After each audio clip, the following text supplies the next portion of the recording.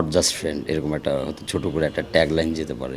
বন্ধুর থেকে বেশি গল্পটা হচ্ছে এই সময়কার গল্প। এই জেনারেশনে আসলে বন্ধুত্বের সম্পর্কটা তো আসলে আমাদের সব জেনারেশনই ছিল।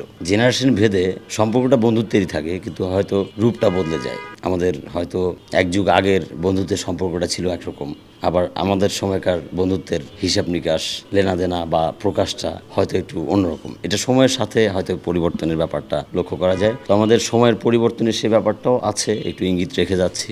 আর পাশাপাশি গল্পের মূল অবলম্বন হচ্ছে বন্ধুত্বের বাইরে গিয়েও যে আসলে কিছু সম্পর্ক তৈরি হয়, ওই সম্পর্কের একটা টানাপোড়েন এবং বোঝাপড়ার যে একটা, হ্যাঁ, যে অনেক ক্ষেত্রে আমরা বন্ধুত্বটাকে একভাবে দেখি, কিন্তু হয়তো দেখা গেল যে একজন একভাবে বিবেচনা করছে, বিপরীত বন্ধুটা হয়তো অন্যভাবে বিবেচনা করছে। আমরা সেই বন্ধুটার মনটা বুঝতে পারতেছি কিনা, এটা কিন্তু অনেক খুব একটা প্রয়োজনীয় একটা বিষয়। এই নাটকে শিল্পী আছে হচ্ছে জুনায়েদ বুগদাদি এবং হচ্ছে সামান্তা পারভেজ, তারপর হচ্ছে এই তরুণ ছেলেমেয়েরা আছে এখানে বেশ কিছু।